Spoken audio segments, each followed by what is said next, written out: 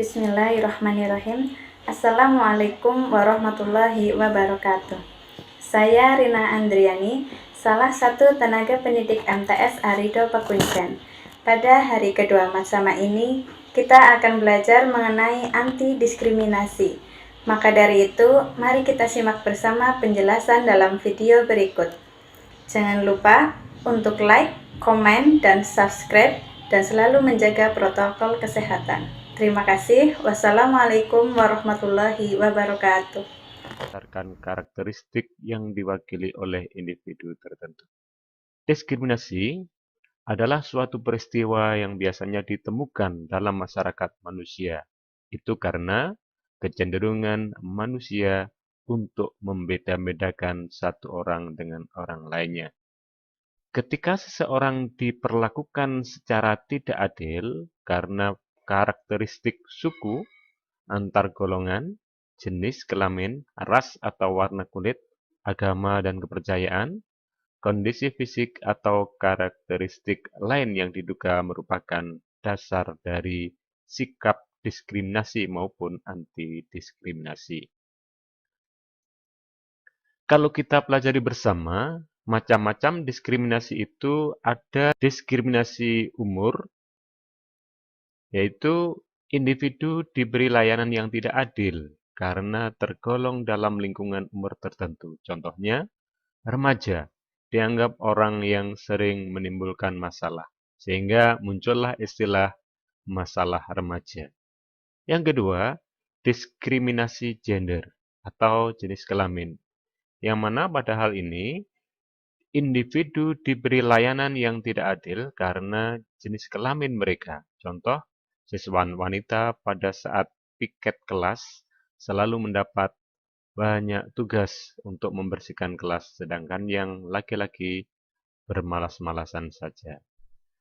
Berikutnya, diskriminasi kesehatan, yang mana pada pokok bahasan ini, individu diberi layanan yang tidak adil karena mereka mendapat masalah kesehatan, misalnya menderita penyakit atau kecacatan tertentu. Contohnya, seseorang siswa yang menderita penyakit kulit akan dikucilkan oleh teman-temannya, maka ini termasuk diskriminasi. Berikutnya adalah diskriminasi ras atau warna kulit. Individu dikucilkan oleh teman-temannya karena berkulit hitam, misalnya seperti itu. Kemudian diskriminasi agama. Seorang siswa yang agamanya berbeda dikucilkan oleh teman-temannya. Itulah di antara jenis-jenis diskriminasi yang bisa kita pelajari di Matsama ini. Anak-anakku sekalian, untuk menghindari terjadinya perilaku diskriminatif, maka setiap individu perlu, yang pertama, menyadari bahwa manusia itu memiliki kedudukan yang sama di hadapan Allah Subhanahu wa Ta'ala, Tuhan yang Maha Kuasa. Yang kedua, meyakini bahwa setiap manusia memiliki keistimewaan tersendiri. Jadi setiap kita itu pasti memiliki kelebihan dibanding orang yang lain.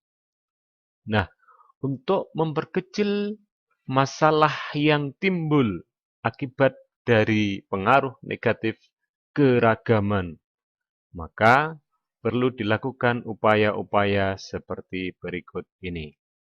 Yang pertama, menumbuhkan semangat religius atau semangat keagamaan, sehingga kalian semua harus memiliki jiwa keagamaan yang tinggi.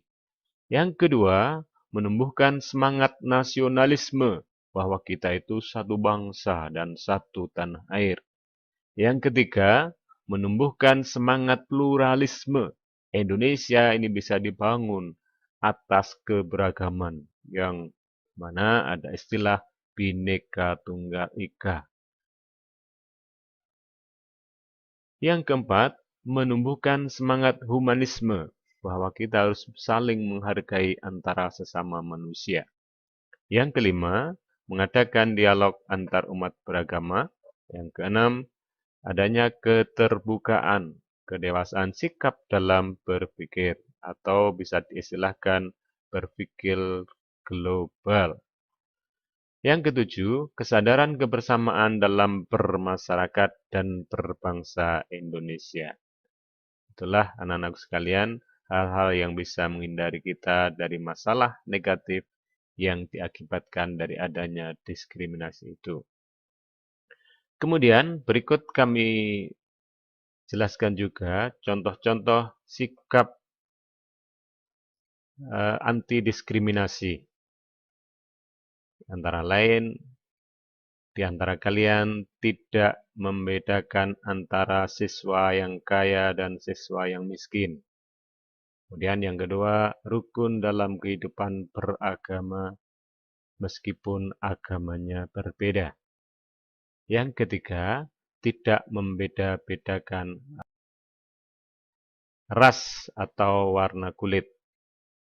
Kemudian yang keempat, tidak membeda-bedakan antara laki-laki dan perempuan atau diistilahkan adanya kesetaraan. Demikianlah paparan tentang materi diskriminasi yang dapat saya sampaikan. Kurang lebihnya saya mohon maaf. Wabillahi taufiq wal hidayah. Assalamualaikum warahmatullahi wabarakatuh.